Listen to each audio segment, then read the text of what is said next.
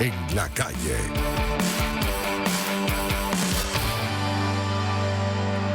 Dos y 11 minutos de la tarde, amigas y amigos, y en la calle les queremos compartir esta conversación con el analista y dirigente político Simón García. Muchísimas gracias por atendernos.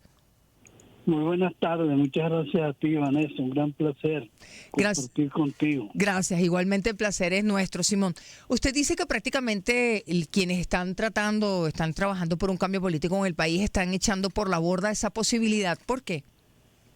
No, bueno, esa afirmación correspondía a la fase anterior del acuerdo que hubo en torno a un candidato unitario, que es el doctor Edmundo González.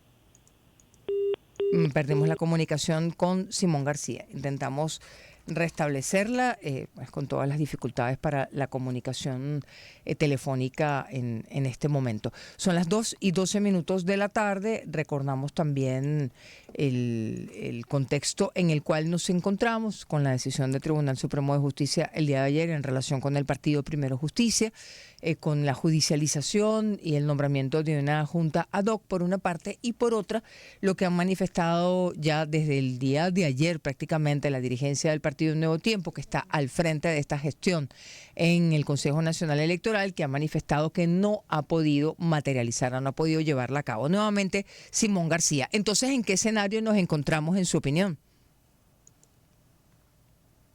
Ya se produjo un acuerdo unitario, producto de una concertación entre María Corina Machado, la plataforma unitaria, y Manuel Rosales, que le dio una opción concreta a los venezolanos, que son la mayoría, la inmensa mayoría, que quiere salir de esto y que quiere votar a como de lugar, y votar incluso por quien sea, porque están demasiado hartos de un régimen que no satisface ni siquiera a sus propios seguidores, como se demostró el pasado domingo con esa convocatoria extrañísima a decidir qué obra quería cada comunidad en Caracas. Entonces, pues, no sé si en todo el país. Ya estamos ahora en otra fase. ¿En qué fase nos encontramos? Porque lo que estamos observando es que un Nuevo Tiempo va al Consejo Nacional Electoral y dicen que no les reciben el documento que quieren presentar. Bueno, este es un procedimiento que consta de dos partes. La primera parte es la renuncia. La renuncia fue introducida y aceptada por la oficina del Consejo Supremo Electoral. Consejo Nacional Electoral. Así es, que yo fui miembro del Consejo Supremo Electoral hace demasiados años, me quedó en el coco la no pasa nada, no se preocupe. Ok, entonces fue aceptada el pasado sábado a las 2 de la tarde. Sí, esa renuncia está consignada, aceptada, sellada como recibida por el Consejo Supremo Electoral. Falta un segundo paso, que es el que ha bloqueado inexplicablemente, con una situación de ventajismo, que es el que ha bloqueado el Consejo Supremo Electoral, que es el de convertir la renuncia de Manuel Rosales en la incorporación de su apoyo a el doctor González Urrutia, de manera que la figura y el nombre de este aparezcan en la tarjeta. Eso no se ha podido, eso es lo que no se ha podido lograr hasta ahora, porque por la vía presencial y por la vía lineal, virtual, se ha intentado hacer, y eso está bloqueado por... ¿Y cómo se desbloquea, Simón, cómo se desbloquea eso que usted lo ve como relevante, ese acuerdo unitario de estos sectores? ¿Cómo se desbloquea? ¿Cómo se desbloquea? Es decir, ¿cuál es qué es lo que falta allí para que se desbloquee ese paso al CNE? Bueno, falta que el poder, que sabe que si acepta a González Urrutia, tiene las elecciones perdidas, tome una decisión. Esa decisión es o aceptar la alternabilidad y la posibilidad de entrar en una negociación sobre algo parecido a lo que propone Petro, que a mí me parece importante y positivo, de hacer conjuntamente con la votación de julio, hacer un referéndum consultivo respecto a acuerdos, derechos y garantías para ganadores y perdedores, de manera que todo el mundo sepa claramente a qué se compromete y que su existencia pues no política no va a ser amenazada por nadie.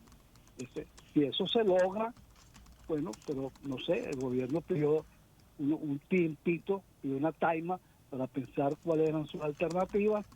Ya la primera medida fue ayer con la intervención judicial, ya de modo definitivo, de Primero De Primero Justicia, Justicia, sí. y en el día de hoy se está realizando una sesión de la sala electoral del Tribunal Supremo de Justicia, que no sabemos el orden del día de esa sala, pero presumimos que es una decisión sobre la tarjeta de la MUT.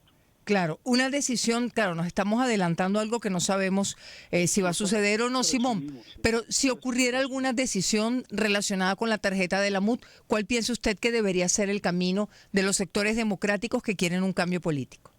Bueno, el camino está predeterminado y es como dice María Corina, un mandato. Continuar en la vía electoral, aferrarse al voto, porque desde el punto de vista electoral este gobierno no tiene para dónde coger.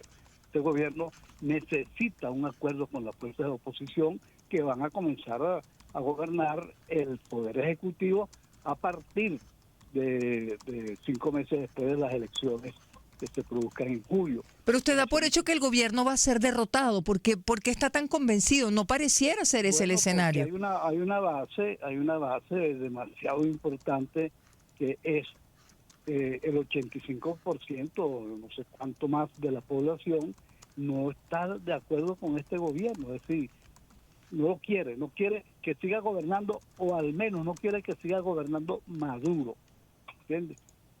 No hay ninguna señal de que el gobierno va a cambiar su candidato, no parece lógico tampoco, de manera que las bases populares del chavismo van a hacer lo que hicieron ayer, o votan por un candidato, que para eso se necesita de la oposición, y para eso es que se necesita que sea potable, no al poder, sino a los votantes que vienen del chavismo, para saber que no están votando por un cuchillo para su propia garganta, Claro. ¿verdad? O se abstienen, ¿sí? Se abstienen. Entonces, el gobierno es muy difícil que remonte, no tiene dónde crecer, está encerrado en sus propias limitaciones y en su falta de soluciones para los problemas cotidianos del país. Eso se va a convertir en votos, incluso se va a convertir en votos como lo Pero ¿por quién indicaron va a ya votar? algunos. ¿Por quién va a votar es la gente que usted refiere que quiere un cambio político, Simón? Conversamos con Simón García. ¿Por quién va a votar Bueno, si va a no votar, avanzaran otras candidaturas? fíjate, lo que se produjo con el Mundo González es sintomático de cuál es la predisposición electoral de los venezolanos. Apenas se anunció que él era el candidato de la unidad, duplicó, según dicen algunas encuestas, uno puede dar certificación sobre ellas, Claro. duplicó a Maduro, se montó en una cifra mayoritaria. Eso va a ocurrir con cualquiera que sea el candidato.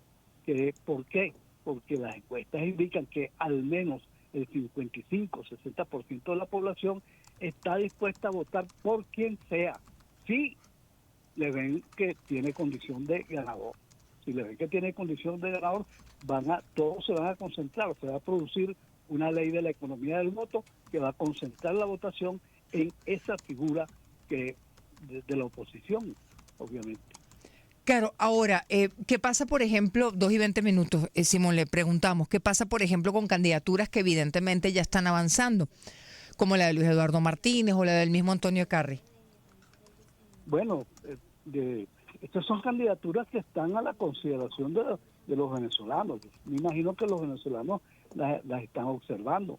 Yo me imagino que si alguna de ellas adquiere la condición de ganadora, pues una parte importante de los electores van a hacer su economía de voto y van a votar por allí. Pero si surge un candidato desde el lado de la oposición con un respaldo, con cierto respaldo mayoritario, que tenga una cierta dimensión unitaria, ese candidato va a concentrar la inclinación de voto de la mayoría de los venezolanos. Hay una candidatura que está ahí, prevenir al bate, que es de Enrique Márquez, Claro. que parece más claramente de oposición. Bueno, depende de cómo se desenvuelva este ovillo de complicaciones y complejidades, puede hacer que le toque a Enrique Márquez una segunda oportunidad de bateo. Y entonces lo veremos pues compitiendo, o por lo menos por la candidatura de la oposición, entre los dos que tengan más apoyos por parte de la población, y ahí se resolverá. Bueno, vamos a ver qué pasa en las próximas horas. Simón, muchísimas gracias por acompañarnos, de verdad un gusto. Gracias, muchas felicidades. Gracias igualmente. 2:22 de la tarde, despedimos esta conversación con Simón García, analista político, y cambiamos de tema. Vamos a conversar